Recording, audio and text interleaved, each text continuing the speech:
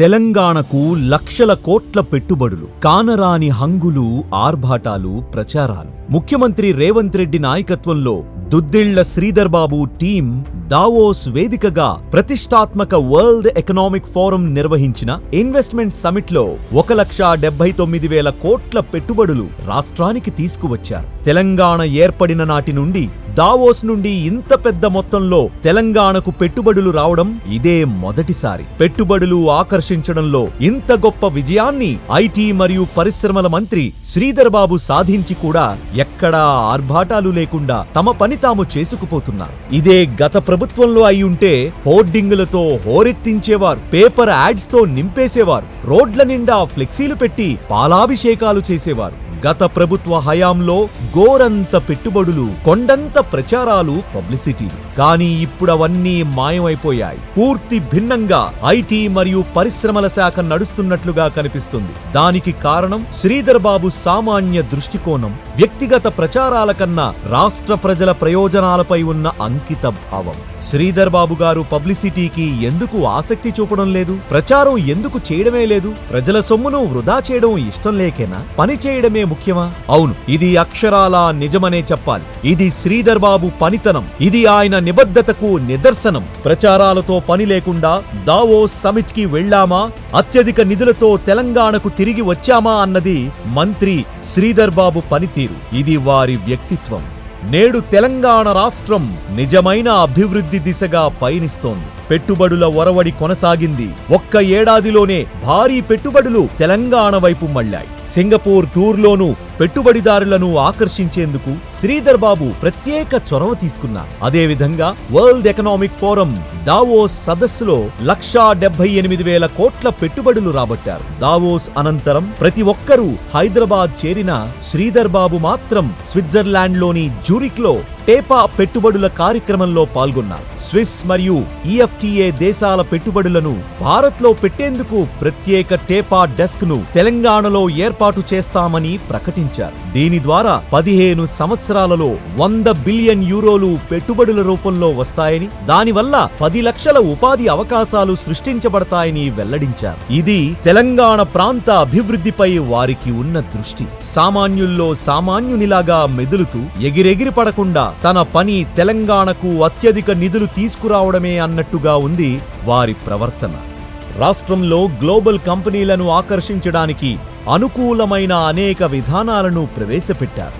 అవి తెలంగాణ ఐటీ రంగంలో కీలక విజయాలను సాధించడానికి మరియు గ్లోబల్ క్యాపబిలిటీ సెంటర్ల ఏర్పాటు కోసం శ్రీధర్ బాబు దూరదృష్టి మరియు వ్యూహాత్మక నాయకత్వం ముఖ్యమైన పాత్ర పోషిస్తుంది. 2024 నాటికి హైదరాబాద్లో 355 గ్లోబల్ క్యాపబిలిటీ సెంటర్లు ఏర్పడ్డానికి దారితీసిన ఈ నేతృత్వం రాష్ట్రాన్ని జీసీసీల హబ్ గా మార్చడంలో కీలక పాత్రను పోషిస్తున్నారు. ఈ అభివృద్ధి వెనుక ముఖ్యంగా ఐటీ శాఖ మంత్రి శ్రీ దుద్దిళ్ల శ్రీధర్ బాబు గారి వ్యూహాత్మక నాయకత్వం ఉంది. వారి ప్రేరణతో తెలంగాణలో పెట్టుబడులు AI, data analytics, cloud computing వంటి ఆధునిక సాంకేతికతల్లో పెరిగాయి. శ్రీధర్ బాబు పని చేసేవారు, కానీ చెప్పుకునేవారు కాదు. ప్రచారం కోసం కాదు, ప్రజల కోసం పనిచేసే నేతగా ప్రత్యేక గుర్తింపు ఉంది. గత ప్రభుత్వం హయాంలో కేవలం మాటలకే పరిమితైన పెట్టుబడులను నిజమైన పరిశ్రమలుగా మార్చే పనిలో వారు ఉన్నారు. కేవలం ఏడాది కాలంలోనే రేవంత్ రెడ్డి గారి సమర్థవంతమైన నాయకత్వం రాష్ట్రానికి కొత్త రూపాన్ని ఇచ్చింది. అంతర్జాతీయ స్థాయిలో ఉన్న కంపెనీలు ఏఐ పరిశ్రమలో ఇన్వెస్ట్మెంట్లు పెట్టడానికి తెలంగాణను తమ గమ్యస్థానంగా ఎంపిక చేసుకుంటున్నాయి. ఏఐ రంగం నిపుణుల అవసరాన్ని పెంచడంతో తెలంగాణలోని వివిధ శిక్షణా సంస్థలు, టాస్క్ స్కిల్ యూనివర్సిటీలు ఈ రంగంలో నైపుణ్యాన్ని పెంచే కార్యక్రమాలను అమలు చేస్తున్నాయి. తెలంగాణ ఇప్పుడు కృత్రిమ మేధ రంగంలో అంతర్జాతీయ దృష్టిని ఆకర్షించి అభివృద్ధి, సాంకేతికత మరియు ఉపాధి అవకాశాలను కల్పిస్తోంది. ఏఐ రంగం రాష్ట్ర ఆర్థికాభివృద్ధికి కీలక భాగంగా మారింది. తద్వారా తెలంగాణలో ఉన్న యువతకు అత్యధిక ఉద్యోగావకాశాలు కల్పించడం, ఆర్థికాభివృద్ధిలో విప్లవాత్మక మార్పులను తీసుకురావడం ఈ సఫలతలో ఉన్న ముఖ్యాంశాలు. తెలంగాణను దేశంలోనే అగ్రగామిగా నిలిపేందుకు అపారమైన కృషి చేస్తున్నారు శ్రీధర్ బాబు గారు. పెట్టుబడులు ఆకర్షించడమే కాదు, వాటిని తెలంగాణ యువతకు, రాష్ట్రాభివృద్ధికి ఉపయోగించేందుకు ప్రత్యేక ప్రణాళికలు రూపొందించారు శ్రీధర్ బాబు. తెలంగాణలో పాలన అనేది కేవలం హంగులు ప్రచారాలతో జరగదని నిరూపించే నాయకులు శ్రీధర్ బాబు. ఒక పాలకుడికి ప్రజల అభివృద్ధి మీద నిబద్ధత ఉంటే ప్రచారాలు అవసరముండవు. శ్రీధర్ బాబు ఐటీ పరిశ్రమల అభివృద్ధికి ప్రత్యక్షంగా మరియు పరోక్షంగా మిగిలిన రంగాల్లో రేవంత్ రెడ్డి గారికి తోడుగా తనదైన శైలిలో ముందుకు వెళ్లడమే కాకుండా తెలంగాణ అభివృద్ధికి కొత్త దిశనిచ్చారు. ఒక్క మాటలో చెప్పాలంటే గత ప్రభుత్వం హయాంలో నాడు కొండంత ప్రచారం, గోరంత పెట్టుబడులు. కానీ దీనికి విరుద్ధంగా నిజమైన అభివృద్ధి బాటలో తెలంగాణను నడిపిస్తున్నారు మంత్రి శ్రీధర్ బాబు గారు. రాష్ట్రంలో పారదర్శక పాలన, సాంకేతిక, పారిశ్రామిక అభివృద్ధికి స్పష్టమైన దిశా నిర్దేశం అందిస్తున్నారు. శ్రీధర్ బాబు గారు సుస్థిర పరిశ్రమలను ప్రోత్సహిస్తూ రాష్ట్రాన్ని బలమైన పెట్టుబడుల కేంద్రంగా మార్చుతున్నారు. ప్రభుత్వ విధానాలు పెట్టుబడిదారులకు భరోసా కల్పిస్తున్నాయి. శ్రీధర్ బాబు గారు తెలంగాణ భవిష్యత్తు కోసం పనిచేస్తూ పబ్లిసిటీ కోసం కాదు, ప్రజల కోసం కృషి చేస్తున్నారు. తెలంగాణను పెట్టుబడుల హబ్ గా మార్చేందుకు నిజమైన ప్రణాళికలు అమలు చేస్తున్నారు. రేవంత్ రెడ్డి గారికి ప్రతి విషయంలో తోడుగా ఉంటూ తన అనుభవాన్ని, పనితీరును రాష్ట్ర అభివృద్ధి కోసం ఉపయోగిస్తున్నారు. పాలనలో అన్నీ తానై చేస్తున్నా ప్రచారానికి మాత్రం దూరంగా ఉండటంలో వారికి వారే సాటి. ఒక రోజు రేవంత్ రెడ్డి గారు ఒక సభలో మాట్లాడుతూ సీఎంని నేనే అయినా వెనకుండి నడిపించేవాడు శ్రీధర్ బాబు గారే అన్నారు.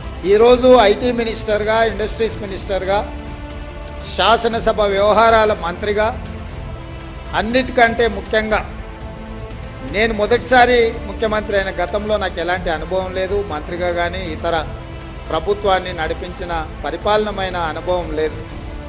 కానీ వారు ఎంబడి ఉండి వారి సలహాలు, సూచనలు, వారి సూచన మేరకు రాష్ట్రాన్ని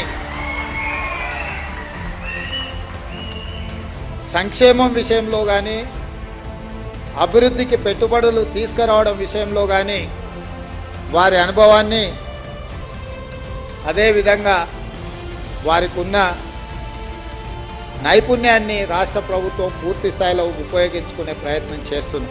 ఇన్ని విధులను నిర్వహిస్తూ ఒక్కనాడు కూడా నేనే ఇవన్నీ చేస్తున్నా అని ప్రచారం చేసుకోవడం కాదు కదా, కనీసం పక్కన వ్యక్తికి కూడా చెప్పుకోని శ్రీధర్ బాబు మనస్తత్వం ఎంత గొప్పదో మనం అర్థం చేసుకోవచ్చు.